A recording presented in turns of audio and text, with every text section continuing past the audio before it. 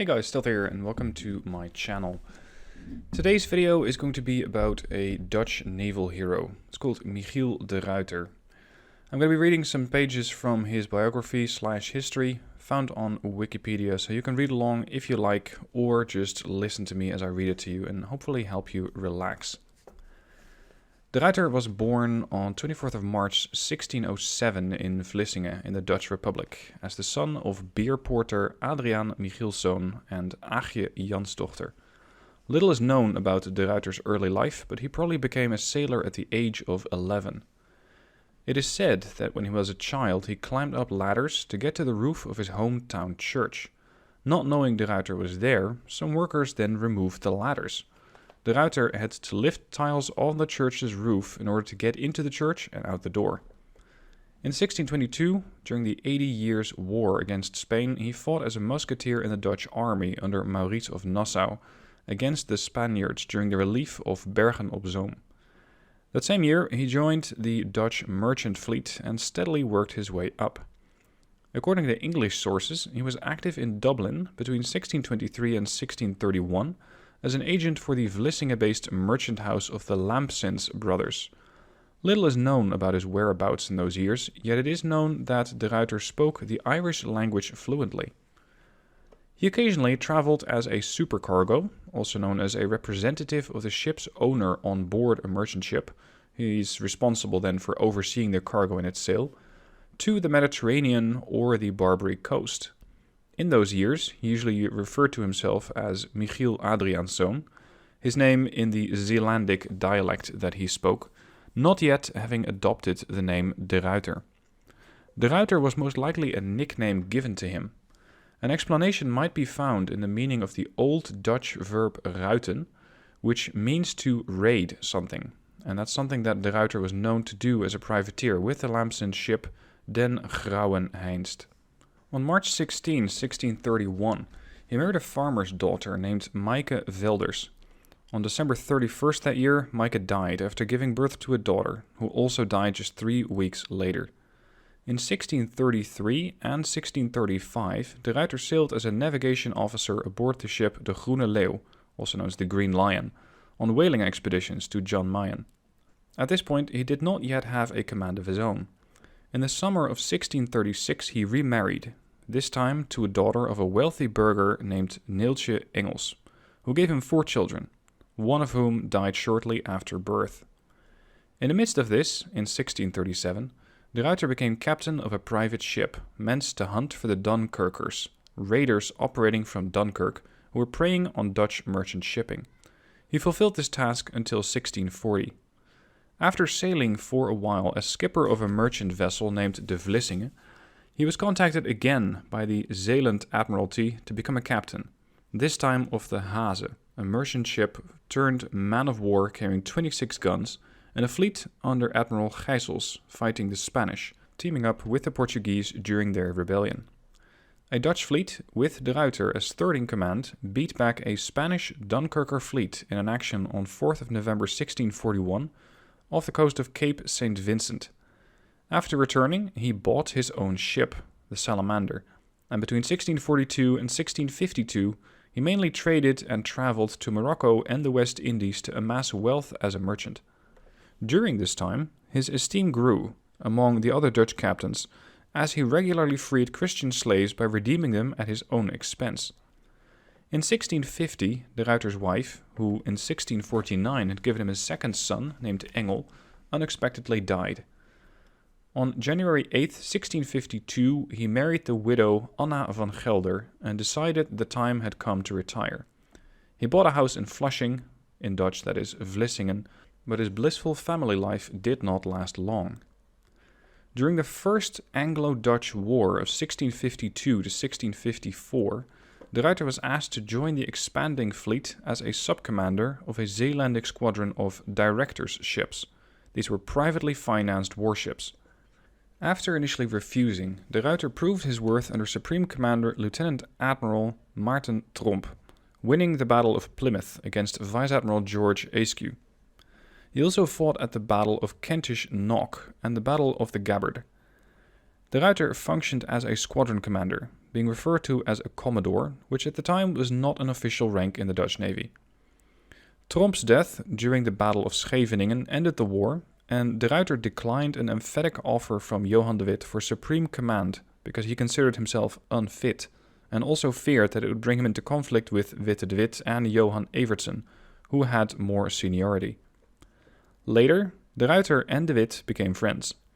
Kolonel Jacob van Wassenaar Opdam then became the new Dutch Supreme Commander of the Confederate fleet. De Ruyter, after refusing to become Opdam's naval advisor, remained in the service of the Dutch Navy, however, and later accepted an offer from the Admiralty of Amsterdam to become their vice admiral on 2nd March 1654. He relocated with his family to the city in 1655. In July 1655, de Ruyter took command of a squadron of 8 ships, of which the Tijdverdrijf, also known as the Pastime, was his flagship, and set out for the Mediterranean with 55 merchantmen in convoy. His orders were to protect Dutch trade. Meeting an English fleet under Robert Blake along the way, he managed to avoid an incident. Operating off the Barbary coast, he captured several infamous corsairs, and after negotiating a peace agreement with Salé, de Ruyter returned home on May 1656. The same month, the States General, the Dutch governing organ at the time, became ever more wary of Swedish King Charles X and his expansion plans. They decided to intervene in the Second Northern War by sending a fleet to the Baltic Sea. The Swedes controlled this area after Charles had invaded Poland and made himself king there. De Ruyter once again embarked on board the Tijdverdrijf, arriving at Öresund on 8th of June, and there he waited for Opdam to arrive. After Opdam had assumed command, de Ruyter and the Dutch fleet sailed to relieve the besieged city of Danzig on July 27th without any bloodshed. Peace was signed a month later. Before leaving the Baltic, de Ruyter and other flag officers were granted an audience by Frederick III of Denmark. De Ruyter took a liking to the Danish king, who later became a friend. In 1658, the States General, on the advice of the leading member, Cornelis de Graaf, one of the mayors of Amsterdam, decided to once again send a fleet to the Baltic Sea to protect the important Baltic trade and to aid the Danes against Swedish aggression, which continued despite a peace settlement. In accordance with the state's balance of power political approach, a fleet under Lieutenant Admiral Jacob van Wassenaar Opdam was sent, without de Ruyter, who at the time was blockading Lisbon. On November 8th, a bloody melee took place, the Battle of the Sound, which resulted in a Dutch victory, relieving Copenhagen. Still, the Swedes were far from defeated, and the states decided to continue their support. De Ruyter took command of a new expeditionary fleet and managed to liberate Nyborg in 1659. For this, he was knighted by King Frederick III of Denmark. From 1661 until 1663, de Ruyter did convoy duty in the Mediterranean. Now keep in mind that at this time, de Ruyter was already 54 years of age, which for the 1600s is a pretty respectable age. In 1664, a year before the Second Anglo-Dutch War officially began, de Ruyter clashed with the English off the West African coast, where the English and Dutch both had significant slave stations. He retook the Dutch possessions occupied by Robert Holmes and then crossed the Atlantic to raid the English colonies in North America. Arriving off Barbados in the Caribbean at the end of April 1665 aboard his flagship Spiegel, Mirror, he led his fleet of 13 vessels into Carlisle Bay, exchanging fire with the English batteries and destroying many of the vessels anchored there. Unable to silence the English guns and, having sustained considerable damage to his vessels, he retired to French Martinique for repairs. Sailing north from Martinique, de Ruyter captured several English vessels and delivered supplies to the Dutch colony of St. Eustatius. Given the damage he had sustained, he decided against an assault on New York, formerly New Amsterdam, to retake New Netherlands. He then took off to Newfoundland, capturing some English merchant ships and temporarily taking the town of St. John's before proceeding to Europe. On his return to the Republic, de Ruyter learned that Van Wassenaar had been killed in the disastrous Battle of Lowestoft. Many expected Tromp's son Cornelis to take command of the Confederate fleet, especially Cornelis Tromp himself, who had already been given a temporary commission. However, Tromp was not acceptable to the regent regime of Johan de Witt because of his support to the Prince of Orange cause. De Ruyter's popularity had grown after his heroic return and, most importantly, his affiliation lay with the States General and Johan de Witt in particular. He was therefore made commander of the Dutch fleet on 11th of August 1665 as Lieutenant Admiral, a rank he at the time shared with 6 others of the Amsterdam Admiralty. In the Second Anglo-Dutch War of 1665 to 1667, he won the hard-fought 4 days battle in June 1666, but narrowly escaped disaster in the St. James Day battle in August, which brought him into conflict with Cornelis Tromp, eventually leading to Tromp's dismissal. He then became seriously ill, recovering just in time to take nominal command of the fleet, executing the raid off the Medway in 1667. The Medway raid was a costly and embarrassing defeat for the English, resulting in the loss of the English flagship HMS Royal Charles and bringing the Dutch close to London. A planned Dutch attack on the English anchorage at Harwich, led by de Ruyter, had to be abandoned after the Battle of Landguard Fort at the close of the war. The Peace of Breda brought the war to an end. Between 1667 and 1671 he was forbidden by de Witt to sail, so as not to endanger his life. In 1669, a failed attempt on his life was made by a Tromp supporter, who tried to stab him with a bread knife in the entrance of his house. De Ruyter saved the situation for the Netherlands in the Third Anglo-Dutch War. His strategic victories over larger Anglo-French fleets at the Battle of Solebay in 1672, the Battle of Schoneveld in 1673, and the Battle of Texel later that year warded off invasion. The new rank of Lieutenant Admiral General was created especially for him in February 1673, when the new stadtholder, William III of Orange, became Admiral General. Again taking the fight to the Caribbean, this time against the French, de Ruyter arrived off Martinique aboard his flagship De Zeven Provinciën on 19th of July 1674. He led a substantial force of 18 warships, 9 storeships and 15 troop transports bearing 3,400 soldiers. When attempting to assault Fort Royal, his fleet was becalmed. There was no wind, allowing the greatly outnumbered French defenders time to solidify their defenses. The next day, newly placed booms prevented de Ruyter from entering the harbor, but regardless, the Dutch soldiers went ashore. However, without the support of the fleet's guns, they were severely mauled in their attempt to reach the French fortifications atop the steep cliffs.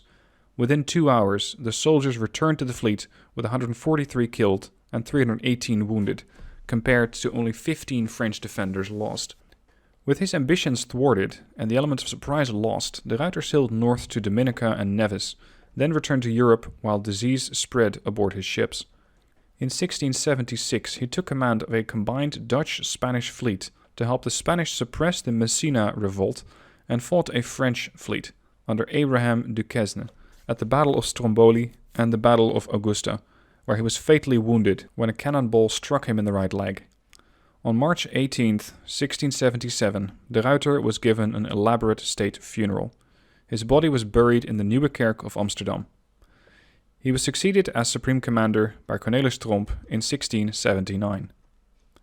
Now, this was for the Dutch a very important naval hero. He did a hell of a lot of stuff for the Navy. He was one of the earlier adopters of the Marines, at least he was one of the instigators for that, and he fought some very important battles. Because of that, he also has quite the legacy in the Netherlands. De Ruyter was also highly respected by his sailors and soldiers, who used the term of endearment bestevaar, or grandfather, for him, both because of his disregard for hierarchy, he was himself of humble origin, and his refusal to turn away from risky and bold undertakings, despite his usually cautious nature. De Ruyter is honored by a statue in his birthplace of Flushing, which stands looking over the sea. Multiple towns in the Netherlands have a street named after him.